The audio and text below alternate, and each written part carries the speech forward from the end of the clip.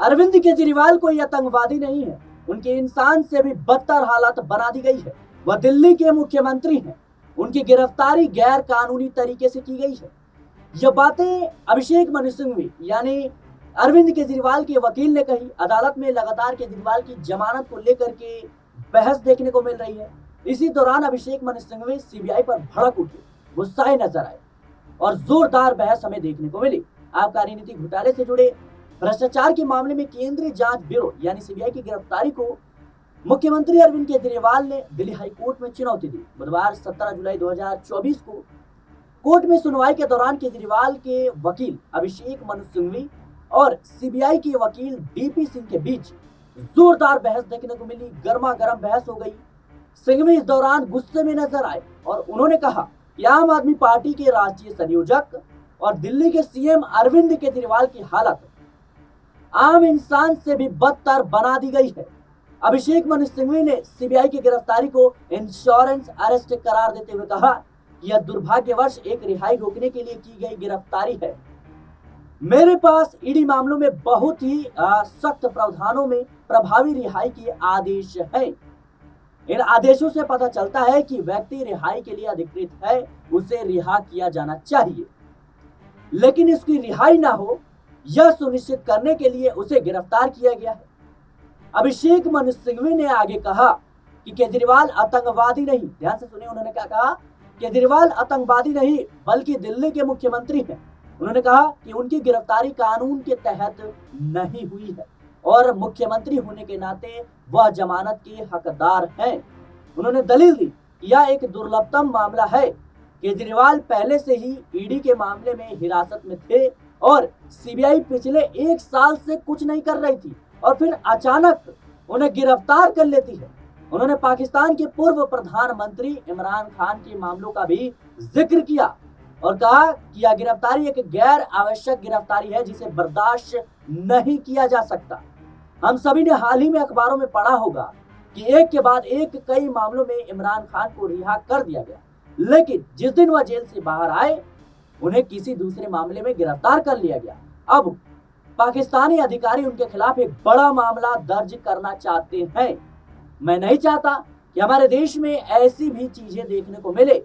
CBI की ओर से पेश हुए अधिवक्ता डीपी सिंह ने केजरीवाल की याचिकाओं का विरोध किया। अरविंद केजरीवाल को गिरफ्तारी से पहले नोटिस न दिए जाने के मुद्दे पर भी डीपी सिंह ने दलील दी कि दिल्ली कारागार नियम के तहत अदालत की हिरासत में मौजूद किसी व्यक्ति से पूछताछ करने के लिए अदालत की अनुमति लेना अनिवार्य है। उन्होंने कहा कि सीबीआई को अरविंद केजरीवाल को पहले से सूचना देने की जरूरत नहीं थी। एडवोकेट सिंह ने आगे कहा कि केजरीवाल से 24 जून को सीबीआई ने पूछताछ की थी, लेकिन उन्हें गिरफ्तार नहीं किया और अगर यह इंश्योरेंस अरेस्ट होता तो वह सीआरपीसी की धारा 41 के तहत गिरफ्तारी के अपने अधिकार का इस्तेमाल कर सकती थी, लेकिन सीबीआई ने ऐसा नहीं किया। हम वापस आते हैं और उनके बयान का मूल्यांकन करते हैं और फिर हम तय करते हैं कि हमें उन्हें गिरफ्तार करना चाहिए। उन्होंने कहा कि एजेंसी को आरोपी को बुलाने का समय तय करने का अधिकार है।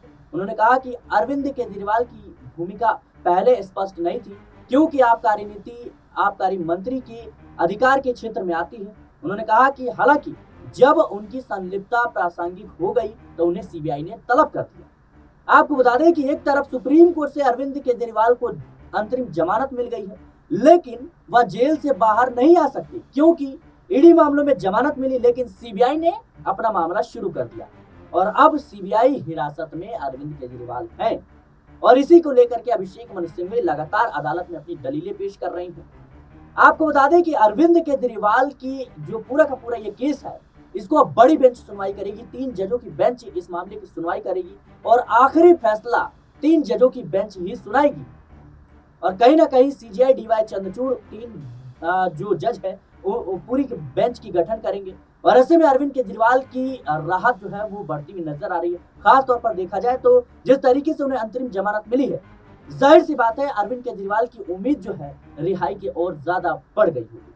लेकिन फिलहाल इस मामले को लेकर के अभिषेक मनु सिंघवी लगातार ईडी को निशाना बना रहे हैं, सीबीआई को निशाना बना रहे हैं, लगातार एजेंसियों पर सवाल उठा रहे हैं।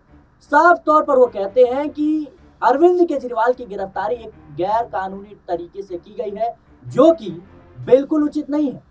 इतना ही नहीं, अभिषेक मनु सिंघवी अदालत में कहते हैं कि अरविंद केजरीवाल के साथ जिस तरीके से बर्ताव हो रहा है, आम इंसान से भी बदतर हालत उनकी बना दी गई है।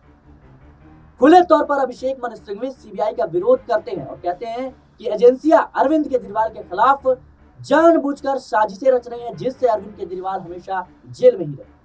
आपको बता दें, जिस तरीके से अभिषेक मनु सिंघवी लगातार अदालत में कहीं ना कहीं केजरीवाल का पक्ष रखते हुए नजर आ रहे हैं। अभिषेक मनु सिंघवी थे जिन्होंने लोकसभा चुनाव के दौरान अरविंद केजरीवाल को अंतरिम जमानत दिलाई थी और एक बार फिर से अभिषेक मनु सिंघवी अरविंद केजरीवाल की रिहाई के लिए जद्दोजहद करते हुए नजर आ रहे हैं।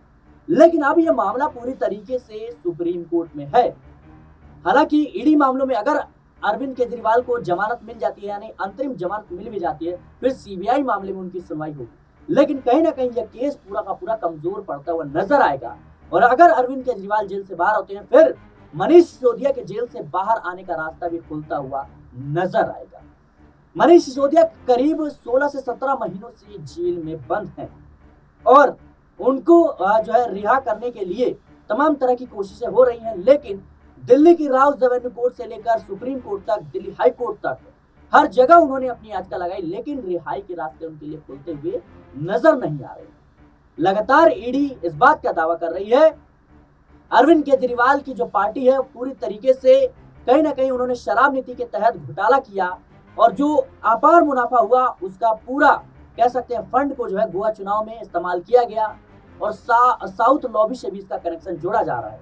हालांकि इन दावों में कितनी सच्चाई है ये आने वाला वक्त बताएगा, लेकिन जिस तरीके से सुनवाइयां हो रही हैं, जाहिर सी बात है अब कहीं ना कहीं एजेंसियों को जवाब देना पड़ेगा, क्योंकि लगातार पूछे जा रहा है कि आखिर कब तक आप सिर्फ बयानों के आधार पर अरविंद केजरीवाल या किसी को भी आप गिरफ्तार करके रखेंगे। आपको सबूत जुटाने पड़ेंगे और करीब ये मामला जो है कई साल हो गए, यानी 1.5-2 साल हो गए और अभी तक कहीं ना कहीं एक ठोस सबूत नहीं जुटाया गया एजेंसियों के द्वारा, जिससे उनकी गिरफ्तारी यानी मनीष सिसोदिया हो या फिर दिल्ली के मुख्यमंत्री अरविंद केजरीवाल हो, उनकी गिरफ्तारी सुनिश्चित मानी जाए। फिलहाल देखना होगा इस मामले को लेकर के आगे क्या कुछ होता है, लेकिन अरविंद केजरीवाल की अगर रिहाई हो जाती है तो कहीं ना कहीं एजेंसियों का कह सकते हैं एजेंसियों को एक बड़ा झटका लगेगा और फिर मनीष सिसोदिया की जमानत याचिका पर भी मोहर लगने के आसार नजर आ जाएंगे। फिलहाल के लिए इस रिपोर्ट में इतना ही। देश और दुनिया की तमाम खबरों के लिए बने रहना नेक्स्ट टाइम पॉलिटिकल बाइट के साथ।